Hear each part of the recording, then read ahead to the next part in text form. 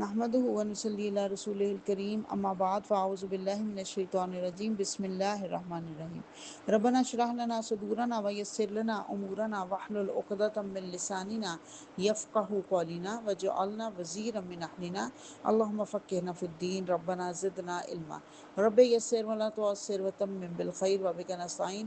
الحمدللہ، اللہ سبحانہ تعالیٰ کی رحمت سے مختصر دورہ قرآن کے سلسلے میں آج ہم 22واں پارہ پڑھیں گے، جو کہ سورہ الاحزاب کی آیت نمبر 31 سے شروع ہو رہا ہے۔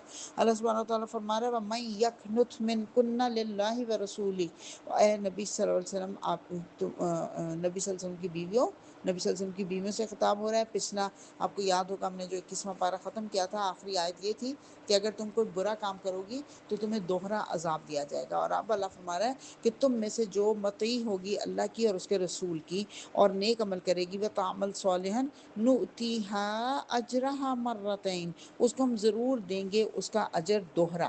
گویا کہ اگر وہ برا کام کرے گی تو دوہرا عذاب ملے گا، لیکن اگر نیک عمل کرے گی تو دوہرا اجر ملے گا۔ کیوں؟ کیونکہ انہوں نے دنیا کے معاملے میں آخرت کو ترجیح دی، نبی صلی اللہ علیہ وسلم کے ساتھ رہنے کو ان کے ساتھ ترجیح دی، اور نبی صلی اللہ علیہ وسلم کے ساتھ انہوں نے بھوک پیاس برداشت کی، تکلیفیں برداشت کی، تو اللہ نے اجر عظیم کا وعدہ کیا کہ اتنی مشکلات برداشت کرنے کے لیے تیار ہو گئی تو اللہ نے کہا اجر عظیم ہے۔ اور اللہ فرما رہا ہے نبی کی بیویوں تم عام عورتوں کی طرح سے نہیں ہو، اور جب تم بات کیا کرو تو نرم زبان سے بات نہ کیا کرو، تاکہ جن کے دلوں میں خرابی ہے وہ کہیں لالچ میں نہ پڑ جائیں، بلکہ سیدھی بات کرو۔ یعنی عورت کی آواز کا پردہ نہیں ہے جو ہمارے ہاں بات مشہور ہوگی، بلکہ عورت نامحرم سے بات کر سکتی ہے، لیکن صرف یہ ہے کہ اپنی آواز کو لوچدار نہ بنائے، لچک کے بات نہ کرے، لہک لہ کر بات نہ کرے، تاکہ دل کی خرابی کے لوگ شک میں مبتلا نہ ہو جائے۔ پھر اللہ فرما رہا ہے وَقَرْنَ فِي بُيُوتِكُنَّ، اپنے گھروں میں ٹک کر رہو، کرنا قرار پکڑو اپنے گھروں میں۔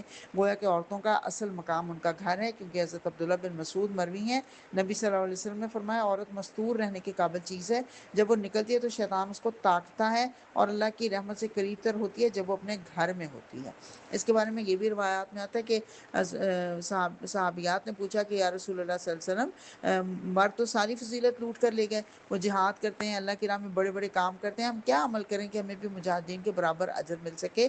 نبی صلی اللہ علیہ وسلم نے فرمایا تم میں سے جو گھر میں بیٹھے گی وہ مجاہدین کے عمل کو پالے گی، گھر میں بیٹھے گی تو مجاہد بھی دل جمعی سے لڑ سکے گا نا کہ میرے گھر میں میری بیوی محفوظ ہے، تو اس لیے کہا گیا۔ اور پھر اللہ فرما رہا ہے وَلَا تَبَرَّجْنَا تَبَرُّجَ الْجَاهِلِيَّةِ الْأُولَىٰ، اور نہ تم دور جاہلیت کی طرح سے، جاہلیت اولا پرانی جاہلیت کی طرح سے اپنی سج دج نہ دکھاتی پھرو۔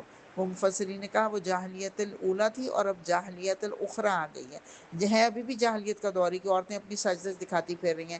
سجدہ سے مراد ہے تبرج کا لفظ استعمال کیا گیا، برج کہتے ہیں نمایاں ہونے والی چیز، وہ جو نمایاں ہوتی ہے، ہم کہتے ہیں نا یہ عمارت کا برج، جو اونچی عمارت کے اوپر ایک اونچا سا برج بنایا جاتا ہے اس کو نمایاں کرنے کے لیے، یہی کہا جا رہا ہے کہ تم ایسے نمایاں ہو کر باہر نہ جاؤ کہ دور سے لوگوں کو نظر آ جائے کہ یہ دیکھو فلاں عورت جا رہی ہے، نہیں ایسی سج دج نہ دکھاتی پھرو۔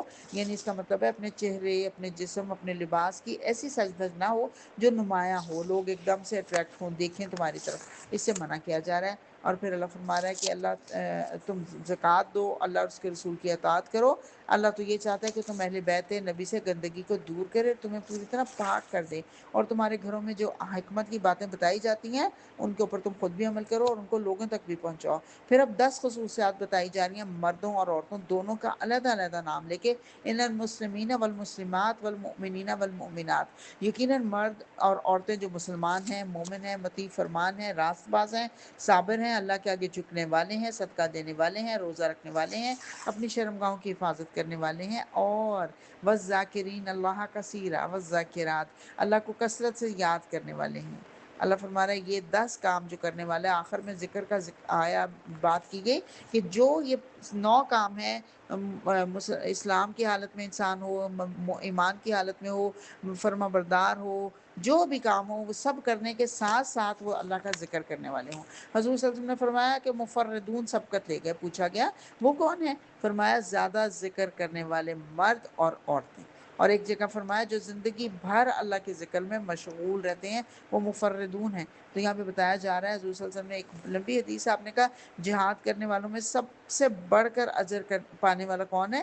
جو زیادہ ذکر کرنے والا ہے۔ روزہ رکھنے والوں میں بھی زیادہ ذکر کرنے والا زیادہ اجر پانے والا ہے۔ اسی طرح سے نماز، زکوٰۃ، حج اور صدقہ کرنے والوں کے متعلق پوچھا، آپ نے کہا زیادہ ذکر کرنے والے زیادہ بڑا اجر پانے والے ہیں۔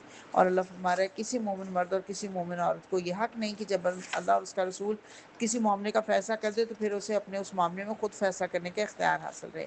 ویسے تو ایک خاص موقع پہ یہ آیت نازل ہوئی جبکہ حضرت زینب حضرت محمد صلی اللہ علیہ وسلم کی پھوپھی ذات تھیں، اور حضرت محمد صلی اللہ علیہ وسلم نے ان کو مشورہ دیا کہ وہ زید سے نکاح کر لیں۔ حضرت زید حضرت محمد صلی اللہ علیہ وسلم کے منہ بولے بیٹے تھے لیکن آزاد کردہ غلام تھے۔ حضرت زینب ذرا ہچکچا رہی تھی تو اللہ نے یہ آیت نازل کر دی، لیکن یہ قیامت تک کے مسلمانوں کے لیے حکم ہے، جب اللہ اور اس کے رسول کا حکم آ جائے پھر اور ہمیں اپنی مرضی اختیار کرنے کی اجازت نہیں ہے، جو حکم آ گیا اس پہ عمل کرنا ہے۔ اور پھر اللہ فرما رہا ہے کہ اے نبی صلی اللہ علیہ وسلم یاد کرو وہ موقع جب تم اس شخص سے کہہ رہے تھے جس پر اللہ نے اور تم نے احسان کیا تھا، یعنی حضرت زید سے، اور وہ ان کی آپس میں نکاح ہو گیا لیکن ان کی آپس میں بنی نہیں۔ کچھ عرصے بعد ہی حضرت زید نے ان کو طلاق دینا چاہی اور حضرت محمد صلی اللہ علیہ وسلم ان کو کہہ رہے تھے اپنی بیوی کو نہ چھوڑو اور اللہ سے ڈر، یعنی حضرت محمد صلی اللہ علیہ وسلم نہیں چاہتے تھے کہ وہ طلاق دیں، لیکن اللہ نے بتا دیا تھا کہ وہ طلاق دیں گے اور اب آپ کو ان سے نکاح کرنا پڑے گا۔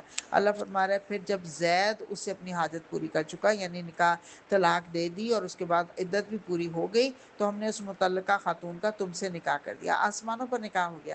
حضرت زینب ہمیشہ فخر کیا کرتی تھی کہ ازواج مطہرات کو کہا کرتی تھی کہ تم لوگوں کے نکاح تو زمین پر ہوئے اور میرا آسمان پر نکاح ہوا۔ اللہ فرما رہا ہے تاکہ منہ بولے بیٹوں کے بیویوں کے معاملے میں تم پر کوئی تنگی نہ رہے۔ حضور صلی اللہ علیہ وسلم کیوں سکھا رہے تھے کہ لوگوں میں مشہور ہو جانا تھا کہ اپنی بیٹے کی بیوہ سے نکاح کر لیا، تو اللہ نے بتایا کہ منہ بولا بیٹا اصل بیٹے کی طرح نہیں ہوتا۔ اس رسم کو ختم کرنے کے لیے حضور صلی اللہ علیہ وسلم کو یہ نکاح کروایا گیا تاکہ قیامت تک کے مسلمانوں کے لیے کوئی کنفیوژن نہ رہے۔ اور اللہ فرما رہا ہے لوگوں محمد صلی اللہ علیہ وسلم تمہارے مردوں میں سے کسی کے باپ نہیں ہے، آپ کا کوئی بیٹا زندہ نہیں تھا نا، بیٹیاں ماشاءاللہ 4 تھیں لیکن بیٹا کوئی زندہ نہیں تھا۔ اللہ فرما رہا ہے مگر وہ اللہ کے رسول اور خاتم النبیین ہیں۔ خاتم النبیین یعنی انبیاء کا سلسلہ ان کے اوپر ختم ہو گیا، اور خاتم کا ترجمہ اگر سیل کیا جائے تو وہ مہر نبوت ہے، یعنی نبوت کے اوپر مہر لگ گئی، اب وہ مہر کبھی بھی ہٹائی نہیں جا سکتی۔ اور اللہ فرما رہا ہے لوگوں جو ایمان لائے ہو اللہ کو کثرت سے یاد کرو اور صبح و شام اس کی تسبیح کرتے رہو۔ اب یہ کثرت سے یاد کرنے کی بات ابھی پہلے بھی پڑھ کے آئے اور یہاں پہ پھر یہی بات کی گئی تاکہ ملائکہ تمہارے لیے دعائے رحمت کریں۔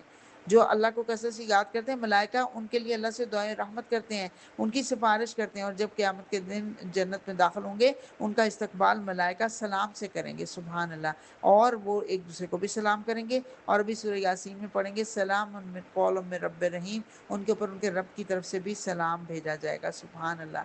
اللہم اجعلنا منہم، اللہ ہمیں ان میں شامل کرے۔ کتنا خوبصورت یہاں پہ خوشخبری اللہ سنا رہا ہے۔ اور اللہ فرما رہا ہے کہ اے لوگوں جو ایمان رہے ہو جب تم مومن عورتوں سے نکاح کرو اور پھر انہیں ہاتھ لگانے سے پہلے طلاق دے دو، یعنی صرف پیپر میرج ہوئی ہے، تو تمہاری طرف سے ان پر کوئی عدت لازم نہیں، لیکن انہیں کچھ نہ کچھ مال دے کر اور بھلے طریقے سے رخصت کرو۔ متع طلاق دینا ہوگا، ہمارے ہاں اس کا رواج ہی نہیں، لوگوں کو پتہ ہی نہیں اس کا، کہ جب طلاق دی جائے گی عورت کو متع ہوتا ہے فائدہ، جو اتنا عرصہ نکاح رہا اس کا کچھ نہ کچھ فائدہ اس کو دینا ہے، کوئی نہ کوئی گفٹ اس کو دے کر رخصت کر دیا جائے۔ اور پھر اللہ فرمایا نبی صلی اللہ علیہ وسلم آپ پر حلال کر دی گئی وہ بیویاں جن کے مہر آپ نے ادا کیے ہیں، اور وہ عورتیں جو لونڈیوں کی صورت میں آپ کی ملکیت میں آئیں۔ حضرت محمد صلی اللہ علیہ وسلم کی ملکیت میں 4 لونڈیاں آئی تھیں، حضرت جویریہ، حضرت ریحانہ، حضرت صفیہ اور حضرت ماریہ قبطیہ، لیکن آپ نے باقی 3 سے نکاح کیا۔ حضرت ماریہ قبطیہ کے بارے میں 2 آ رہا ہیں، کچھ لوگ کہتے ہیں آپ نے نکاح کر کے ان سے نکاح کیا تھا، لیکن کچھ کہتے ہیں آپ نے ملکیت کی اس میں ضمن میں ان سے تمتع کیا تھا، اور پھر حضرت ابراہیم پیدا ہوئے تھے جن کا انتقال ہو گیا تھا 4 سال کی عمر میں، واللہ عالم۔ بہرحال اور پھر اللہ فرما رہا ہے کہ تمہاری وہ جو کزنز جو ہجرت کر کے آئی ہیں، خالہ زاد، ماموں زاد وغیرہ، اور وہ مومن عورت جس نے اپنے آپ کو نبی کے لیے ہبا کیا ہو، حضرت میمونہ نے ہبا کیا تھا، کیا مجھے بغیر حق مہر کے اپنے نکاح میں لینے، حضور صلی اللہ علیہ وسلم نے ان کو اپنے نکاح میں لیا، لیکن ان کو بھی حق مہر ادا کیا کیونکہ آپ کی ذات نے یہ گوارا نہیں کیا کہ آپ ان کو حق مہر نہ دیں، سبحان اللہ۔ اللہ فرما رہا ہے ہم نے یہ حدود آپ کے لیے مقرر کی ہیں تاکہ تمہارے اوپر کوئی تنگی نہ رہے۔ نعوذ باللہ، اس سے مشرکین نے، منافقین نے بہت واویلا کیا کہ خدا نخواستہ محمد صلی اللہ علیہ وسلم کی خواہشات نفس اتنی بڑی ہوئی تھی کہ اللہ کہہ رہا ہے کہ آپ کو کوئی تنگی نہ رہے۔ تو یہ کوئی جاہل انسان ہی کہہ سکتا ہے۔ نبی صلی اللہ علیہ وسلم کی سیرت مبارکہ کو دیکھیے، 25 سال کی عمر میں 40 سال کی عورت سے نکاح کیا اور 25 سال تک وہی ان کی زوجہ رہیں۔ ان کے انتقال کے بعد ایک عمر رسیدہ خاتون حضرت سودا سے نکاح کیا اور 4 سال تک وہی اکیلی ان کی بیوی رہیں۔ اس کے بعد 53 سال کے بعد انہوں نے باقی نکاح کیے اللہ کے حکم کے مطابق۔ تنگی نہ رہے سے مراد یہ ہے کہ اس حضرت محمد صلی اللہ علیہ وسلم نے جب جن لوگوں سے، جن خواتین سے نکاح کیے، ان کے خاندانوں کے ساتھ ان کے تعلقات مضبوط ہو گئے۔ جن سے دشمنیاں تھیں وہ دشمنیاں ختم ہو گئیں۔ اور پھر سب سے بڑی بات یہ کہ حضرت محمد صلی اللہ علیہ وسلم کی جو اتنی مصروفیات تھی، اس کی وجہ سے وہ عورتوں کو علیحدہ تعلیم دینے کا بندوبست ہونا مشکل تھا۔ اسی ازواج مطہرات کے ذریعے عورتوں کی صحابیات کی تربیت ہوئی اور انہوں نے حضرت محمد صلی اللہ علیہ وسلم کا ہاتھ بٹایا، اس لیے کہا گیا کہ تنگی نہ رہے۔ اور پھر اللہ فرما رہا ہے کہ نبی کے گھر میں بلا اجازت نہ آ جایا کرو اور کھانے کا وقت نہ تاکتے رہو۔ ہاں اگر تمہیں کھانے پر بلایا جائے تو ضرور آؤ، مگر جب کھانا کھا لو تو منتشر ہو جاؤ۔ یہ واقعہ تھا حضرت زینب کے ولیمے کا۔ کچھ لوگ آ کے بیٹھ کے اور اٹھ کے ہی نہیں جا رہے تھے۔ حضور صلی اللہ علیہ وسلم نے بڑی دیر انتظار کیا، ازواج مطہرات کے حجروں میں بھی چکر لگائے، وہ لوگ پھر بھی بیٹھے ہوئے تھے، گپ شپ کر رہے تھے۔ پھر آپ حضرت عائشہ کے حجرے میں چلے گئے۔ کافی دیر کے بعد جب وہ چلے گئے پھر آپ حضرت زینب کے پاس گئے۔ تو یہ اس لیے اللہ تعالیٰ نے یہاں ٹوک دیا، یہ حضرت محمد صلی اللہ علیہ وسلم کو کہہ کے مجھے اور آپ کو بھی یہی تربیت دی جا رہی ہے کہ کسی کے گھر جا کے بلا وجہ بیٹھ نہیں جانا چاہیے، ان کو تنگ نہیں کرنا چاہیے۔ اور پھر حکم دے دیا گیا کہ نبی کی بیویوں سے اگر تمہیں کچھ مانگنا ہو تو پردے کے پیچھے سے مانگا کرو، یہ تمہارے ان کے دلوں کی پاکیزگی کے لیے زیادہ مناسب طریقہ ہے۔ نبی کی بیویوں کو کہہ کے تمام مسلمان مومنات کو کہہ دیا گیا کہ جب میل جو نامحرم مرد ہیں وہ جب ان سے کوئی چیز آپس میں بات چیت کریں تو پردے کے پیچھے سے کریں، اور تمہارے لیے ہرگز جائز نہیں کہ اللہ کے رسول کو نقصان اذیت پہنچاؤ۔ ان اللہ و ملائکتہ یصلون علی النبی، اللہ اور اس کے ملائکہ نبی پر درود بھیجتے ہیں۔ یا ایھا الذین آمنوا صلوا علیہ وسلموا تسلیما، اے لوگو جو ایمان لائے ہو تم بھی ان پر درود و سلام بھیجا کرو، درود و سلام بھیجا کرو، کیونکہ اس کا اجر کیا ہے کہ ایک دفعہ درود پڑھنے پر اللہ 10 رحمتیں نازل کرتا ہے، 10 گناہ معاف ہو جاتے ہیں۔ اور حضور صلی اللہ علیہ وسلم نے فرمایا جو درود پڑھنا بھول گیا وہ جنت کا راستہ گم کر بیٹھا۔ اور آپ نے فرمایا بخیل ہے وہ جو میرا ذکر سنے اور میرے پر درود نہ بھیجے۔ اور زمین پر اللہ، آپ نے فرمایا کہ زمین پر اللہ کے فرشتے گھومتے پھرتے رہتے ہیں اور دیکھتے ہیں کہ کون مجھ پر درود بھیج رہا ہے تو وہ اس کو میرے تک پہنچاتے ہیں۔ سبحان اللہ۔ لیکن درود کے بارے میں سمجھ لیجئے وہ درود جو حضرت محمد صلی اللہ علیہ وسلم نے سکھائے ہیں، وہ جو آج کل ہمارے ہاں ہے نا، درود لکھی، درود ماہی، درود تنجینا، اس کو کہا جاتا ہے تنجینا۔ تنجینا اصل لفظ نہیں ہے، تنجینا ہے اصل لفظ۔ تو یہ سارے خود ساختہ درود ہیں، ان کے پڑھنے پہ نہ تو 10 نیکیاں ملتی ہیں نہ گناہ معاف ہوتے ہیں۔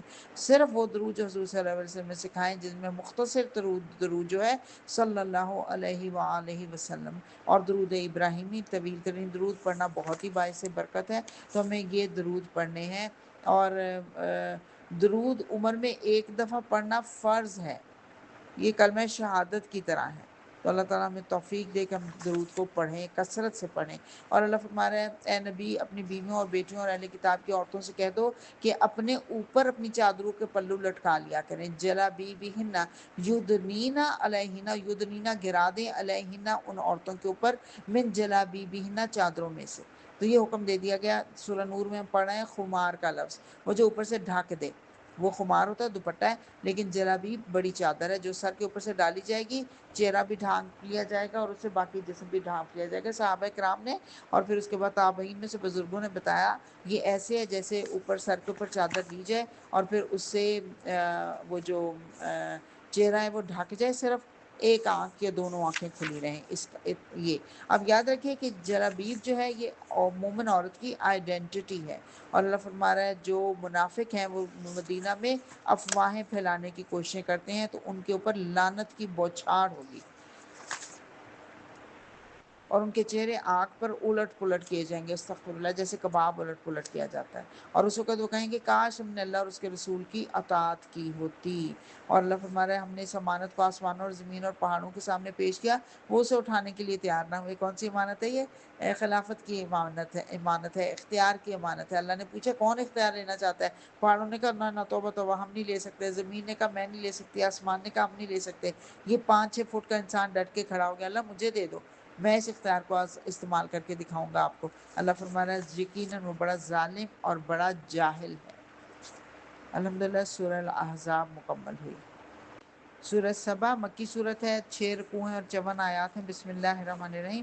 الحمدللہ الذی لہ ما فی السماوات و ما فی الارض۔ حمد اس خدا کی جو آسمانوں اور زمین کی ہر چیز کا مالک ہے، اور آخرت میں بھی اسی کے لیے حمد ہے۔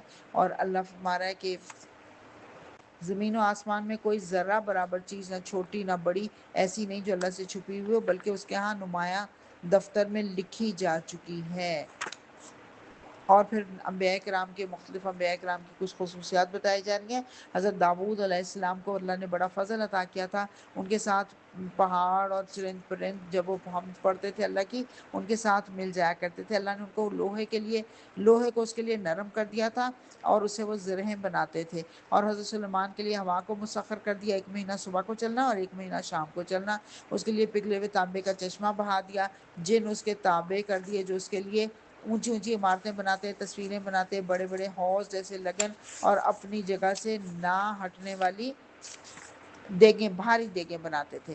اور اے آل داود عمل کرو شکر کے طریقے پر، اور میرے بندوں میں کم ہی شکر گزار ہیں۔ اور پھر جب سلیمان پر ہم نے موت کا فیصلہ نازل کیا تو جنوں کو اس کی موت کا پتہ ہی نہیں چلا، اور وہ ایک عصا جو تھا اس کو جب گھن نے کھا لیا اور وہ گرے تو پتہ چلا کہ یہ تو فوت ہو چکے ہیں۔ یاد رکھیے پیغمبر کا جسم جو ہے وہ خراب نہیں ہوتا، ان کو دیمک کوئی چیز کھاتی نہیں ہے، خراب بوسیدہ نہیں ہوتا، اس لیے جسم کو کچھ نہیں ہوا۔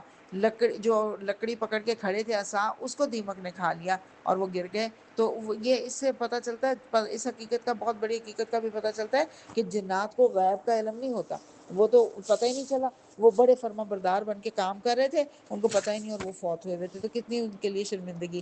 پھر اللہ فرما رہا ہے سبا کے لیے ان کے اپنے مسکن ہی میں ایک نشانی موجود تھی، 2 باغ دائیں اور 2 بائیں۔ ہم پہلے ذکر کر چکے ہیں کہ بہت ہی شاندار ان کا ملک تھا، خوب ترقی تھی ان کے ملک میں، اللہ نے دی ہوئی تھی، خوب سبزی تھی، زرخیزی تھی، جہاں پہ بھی نکل جائے لگتا تھا باغات ہی باغات ہیں۔ لیکن جب انہوں نے اللہ کے حکم کی خلاف ورزی کی تو اللہ نے اس کو بدل دیا کسیلے اور جھاؤ کے درخت کے باغوں سے۔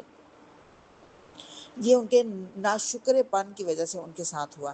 اور اللہ فرما رہا ہے ان کے اور ان کی بستیوں کے درمیان جن کو ہم نے برکت عطا کی تھی، یعنی شام اور فلسطین کی، ہم نے سفر کی مسافتیں ایک اندازے پر رکھ دی تھی، یعنی ہر جگہ سرائے ہوتی تھی، آرام سے سفر کرتے تھے لوگ۔ انہوں نے کہا اللہ ہمارے لیے سفر کی مسافتیں لمبی کر دے، یعنی بجائے شکر گزاری کرنے کے اپنے لیے عذاب انہوں نے مانگ لیا۔ اور یہ کافر کہتے ہیں کہ ہم نہ اس قرآن کو مانیں گے اور نہ اس سے پہلے آئی ہوئی کسی کتاب کو تسلیم کریں گے۔ اللہ کہہ رہا ہے کاش تم دیکھو ان کا حال اس وقت جب یہ ظالم اپنے رب کے حضور کھڑے ہوں گے اور ایک دوسرے پر الزام دھر رہے ہوں گے کہ تمہاری وجہ سے میں ایمان نہیں لے کے آیا، دوسرا کہہ رہا ہوگا نہیں تمہاری وجہ سے میں ایمان نہیں لایا۔ اللہ کہہ رہے گا نہیں، بلکہ تم خود سب مجرم ہو۔ اور اللہ فرما رہا ہے کاش تم انہیں دیکھو اس وقت جب یہ لوگ گھبرائے پھر رہے ہوں گے اور کہیں بچ کر نہیں جا سکیں گے، بلکہ قریب ہی سے پکڑ لیے جائیں گے۔ اس وقت یہ کہیں گے کہ ہم اس پر ایمان لے آئے، حالانکہ اب دور نکلی ہوئی چیز کہاں ہاتھ آ سکتی ہے، پہلے کفر کیا تھا تو اب اسی کا مزہ چکھتے رہو۔ سورہ سبا مکمل ہوئی الحمدللہ۔ سورہ فاتر مکی صورت ہے، 5 رکوع اور 45 آیات ہیں۔ بسم اللہ الرحمن الرحیم۔ الحمدللہ فاطر السماوات والارض جاعل الملائکۃ رسلا اولی اجنحۃ مثنی و ثلاث و رباع۔ تعریف اللہ کے لیے جو آسمانوں اور زمین کا بنانے والا اور فرشتوں کو پیغام رساں مقرر کرنے والا ہے، ایسے فرشتے جن کے 2 اور 3 اور 4 بازو ہیں، یعنی اللہ نے مخلوق اپنی ساخت جو ہے اپنی مرضی سے بنائی۔ فرشتوں کے کئی بازو ہیں، حضرت محمد صلی اللہ علیہ وسلم نے 2 دفعہ حضرت جبرائیل کو دیکھا اور آپ نے فرمایا کہ ان کے 600 بازو تھے اور وہ پورے آسمان پر چھائے ہوئے تھے۔ تو اللہ جتنا چاہے کسی بھی کی حیت کو اپنی مرضی سے کر سکتا ہے، جیسا بنانا چاہے۔ بھلا اس شخص سے بڑھ کر گمراہ کون ہوگا جس کے لیے اس کا برا عمل خوشنما بنا دیا گیا، یعنی کام برے کر رہے تھے اور بڑا ڈھکوسلا تھا، بڑا مان تھا کہ ہم بڑے اچھے کام کر رہے ہیں، بلکہ حقیقت یہ ہے کہ وہ گمراہی میں جا چکے ہیں۔ اللہ فرما رہا ہے، اور اللہ کہہ رہا ہے جو کوئی عزت چاہتا ہے اسے معلوم ہونا چاہیے عزت ساری کی ساری اللہ کی ہے۔ من کانا یرید العزت فللہ العزت الجمیہ، یعنی دنیا کے اندر تم جو جس چیز کے بارے میں سمجھتے ہو کہ یہ میں عزت دے گی، یعنی آج کی بات ہم دیکھیں، آج کے دور کی بات دیکھیں تو امریکہ کے پیچھے لگے ہوئے، IMF کے پیچھے لگے ہیں، وہ ہمیں عزت دیں گے؟ کوئی عزت نہیں دے سکتا۔ عزت تو ساری ساری اللہ کے لیے ہے، اور اللہ فرما رہا ہے کہ جو چیز اللہ کے پاس چڑھتی ہے، اوپر چڑھتی ہے، وہ صرف پاکیزہ قول ہے اور عمل صالح اس کو اوپر چڑھاتا ہے۔ تو اس کا مطلب ہے کہ جو اچھی بات کہی جائے گی وہ اللہ کے ہاں جائے گی، اور اس کو چڑھانے والی اوپر کیا چیز ہوگی؟ عمل صالح ہوگا۔ اپنی والدہ اللہ ان کی مغفرت کرے اور ان کی قبر کو نور سے بھرے، ان کی بات ہمیشہ یہاں کوٹ کرتی ہوں، ہمیں کہا کرتی تھی کہ روزہ اوپر نہیں جاتا جب تک نماز نہیں پڑھو گے، تو عمل صالح ضروری ہے اوپر پہنچانے کے لیے روزے کو۔ تو یہاں پہ پتہ چلا کہ جو بھی آپ نیک کام کریں گے، جو بھی نیک بات کریں گے، اس کے لیے آپ کو نیک کام بھی کرنا پڑے گا۔ اپنے قول اور فعل میں آپ نے دونوں چیزوں میں ثابت کرنا ہے کہ آپ نیک ہیں۔ پھر اللہ فرما رہا ہے، انسان کی پیدائش کی بات بتا رہا ہے کہ تمہیں ایک نطفے سے پیدا کیا اور مٹی سے پیدا کیا، پھر نطفے سے، پھر تمہارے جوڑے بنا دیے، اور کوئی عورت حاملہ نہیں ہوتی اور نہ بچہ جنتی ہے، مگر یہ سب کچھ اللہ کے علم میں ہے۔ اللہ پانی کے دونوں ذخیروں کو بھی جانتا ہے، ایک میٹھا اور ایک پیاس بجھانے والا، پینے میں خوشگوار، دوسرا کھاری کے حلق چھیل دے، مگر دونوں سے تم تروز تازہ گوشت حاصل کرتے ہو۔ اللہ اپنی کچھ نعمتوں کا یہاں پہ اظہار کر کے اور پھر ہمیں بتا رہے ہیں کہ اس نے سورج اور چاند کو مسخر کیا، اور اللہ فرما رہا ہے اس کو چھوڑ کر تم دوسرے معبودوں کو پکارتے ہو۔ یہ نعمتوں کا ذکر کر کے پھر اللہ پوچھ رہا ہے اس رب کو چھوڑ کے ان کی حیثیت کیا ہے جن کو تم پکارے ہو؟ اس رب کو چھوڑ کر یہاں پہ وہ تمہاری دعائیں سن نہیں سکتے، اور لوگوں تم ہی اللہ کے محتاج ہو۔ یا ایھا الناس انتم الفقراء الی اللہ، تم فقیر ہو اللہ کے لیے، اس کو سمجھ جانا چاہیے۔ ہم اللہ کے سامنے محتاج اور فقیر ہیں، کیونکہ نعوذ باللہ یہ یہودیوں نے اور منافقین نے باتیں شروع کر دی تھی کہ اللہ قرض حسنہ مانگ رہا ہے، اللہ فقیر ہو گیا؟ اللہ کہہ رہا ہے نہیں، تم لوگ فقیر ہو، تم لوگ محتاج ہو اللہ کے۔ لا الہ الا انت سبحانک انی کنت من الظالمین ربی انی لما انزلت الی من خیر فقیر۔ اللہ ہم فقیر ہیں اور ہم اس کا اعتراف کرتے ہیں۔ اللہ جو آسمانوں سے پانی برساتا ہے، پھر اس کے ذریعے سے مختلف طرح کے پھل نکال لاتا ہے، پہاڑوں میں بھی سفید، سرخ اور گہری سیاہ دھاریاں پائی جاتی ہیں جن کے رنگ مختلف ہیں۔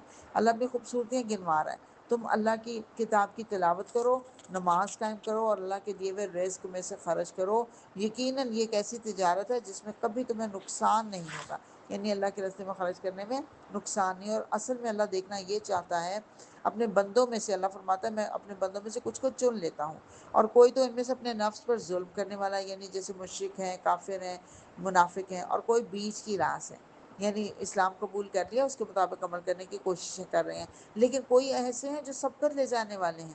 یہی سب سے بڑا فضل پانے والے ہیں۔ سبقت لے جانے والے کون؟ کہ جو نیکیوں میں سب سے دوڑ کے آگے جانے والے ہیں، انتظار نہیں کرتے رہتے اور بھی آئیں گے تو ہم جائیں گے۔ حضور صلی اللہ علیہ وسلم نے فرمایا جو نیکیوں میں سبقت لے گئے ہیں وہ جنت میں کسی حساب کے بغیر داخل ہوں گے۔ جو بیچ کی راہ سے ہیں ان سے محاسبہ ہوگا، مگر ہلکا محاسبہ رہے وہ لوگ جنہوں نے اپنے نفس پر ظلم کیا، تو وہ محشر کے پورے طویل عرصے میں روکے جائیں گے، اور پھر انہی کو اللہ اپنی رحمت میں لے لے گا، اور یہی لوگ ہیں جو کہیں گے شکر ہے اس خدا کا جس نے ہم سے غم کو دور کر دیا۔ اس سے پتہ چلا یہ کافر نہیں ہے، مشرک نہیں ہے، بلکہ یہ مسلمانوں میں سے وہ ہیں جو اپنے نفس پر ظلم کرنے والے ہیں، یعنی وہ اللہ کے حکموں پر عمل نہیں کرتے تو اپنے نفس پر ظلم کر رہے ہیں۔ اللہ کہہ رہا ہے جنہوں نے کفر کیا ان کے لیے جہنم کی آگ ہے۔ یہ پھر علیحدہ بتا دیا گیا کہ کافر کون ہے۔ اور اللہ فرما رہا ہے تم اللہ کے طریقے میں کبھی تبدیلی نہیں پاؤ گے، کبھی تم نے زمین میں چلے پھرے نہیں ہو اور کہ دیکھو کہ لوگوں کا انجام کیا ہوا جو تم سے پہلے گزر چکے، حالانکہ وہ تم سے بہت زیادہ طاقتور تھے، اور لیکن اللہ ایک مقرر مدت تک تمہیں مہلت دے رہا ہے۔ الحمدللہ سورہ فاتر مکمل ہوئی۔ سورہ یاسین مکی صورت ہے، 5 رکوع ہیں، 83 آیات ہیں، اس کو قلب القرآن بھی کہا گیا، اور یہ بھی کہا گیا کہ اپنے مرنے والوں پر سورہ یاسین پڑھا کرو۔ تو پوری قلب القرآن اس لیے کہا گیا کہ پورے قرآن مجید کی پوری تعلیمات کا نچوڑ اس کے اندر ہے۔ بسم اللہ الرحمن الرحیم، یاسین والقرآن الحکیم، حروف مقطعات اس کا کوئی مطلب نہیں کہ آپ کہیں یہ یا سید کا مخفف ہے، واللہ عالم، کیونکہ حضرت محمد صلی اللہ علیہ وسلم نے ایسا کچھ نہیں بتایا۔ اسی یہ جو حروف مقطعات ہیں اس کی کھوج میں نہیں جانا چاہیے۔ اللہ فرما رہا ہے کہ تم، قسم ہے قرآن حکیم کی، کہ تم یقیناً رسولوں میں سے ہو، سیدھے راستے پر ہو، اور یہ قرآن غالب ہستی کا نازل کیا جانے والا ہے۔ اور لیکن یہ لوگ ایسے ہیں جن کو کچھ نہیں سوچتا، ان کو برابر ہے تم انہیں خبردار کرو یا نہ کرو، یہ کبھی نہیں مانیں گے۔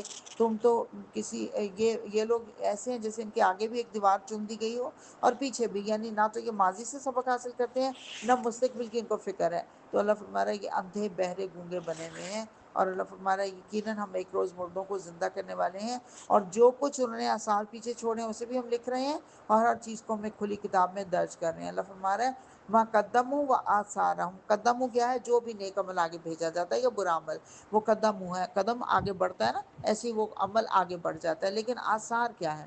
انسان جو بھی عمل کرتا ہے اچھا ہو یا برا، اس کے اثرات اس کے ماحول پہ مرتب ہوتے ہیں، اس کے ارد گرد والے لوگ اس کو دیکھتے ہیں اور پھر اس جیسا کام کرنے کی کوشش کرتے ہیں، تو یہ اس کے آثار ہیں۔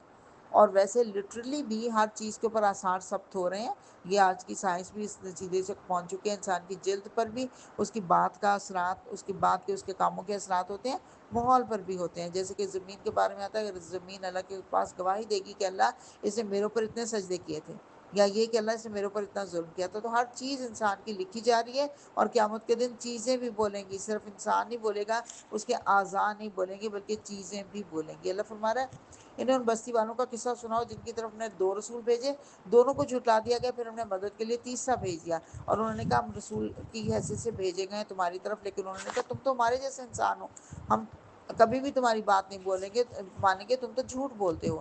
اور انہوں نے کہا کہ اللہ ہمارا جانتا ہے کہ ہم تمہاری طرف بھیجے گئے ہیں۔ بستی والوں نے کہا بلکہ ہم تو تمہیں اپنے لیے فعال بد سمجھتے ہیں۔ تو اس کے بعد انہوں نے کہا کہ بلکہ اصل میں تم لوگ حد سے گزرے ہوئے لوگ ہیں۔ اور اتنے میں شہر کے دور دراز گوشے سے ایک شخص دوڑتا ہوا آیا اور بولا ہے میری قوم کے لوگوں، رسولوں کی پیروی اختیار کرو، پیروی کرو ان لوگوں کی جو تم سے کوئی اجر نہیں چاہتے اور وہ ٹھیک راستے پر ہیں۔ یہ بندہ محمد جو اسلام قبول کر چکا تھا، ابھی تک اظہار نہیں کیا تھا، اب دوڑتا ہوا آیا، اس نے کہا 3 رسولوں کو جھٹلایا جا چکا ہے تو میں اپنا فرض ادا کروں۔ اور یہ قرآن کی لمبی ترین تقریر ہے ایک شخص کی، جو اس یہاں پہ بیان ہوئی۔ انشاءاللہ کل ہم اس کو پڑھیں گے اور سمجھیں گے کہ کیسے وہ لوگوں کو اللہ سے جوڑنے کی کوشش کر رہے ہیں۔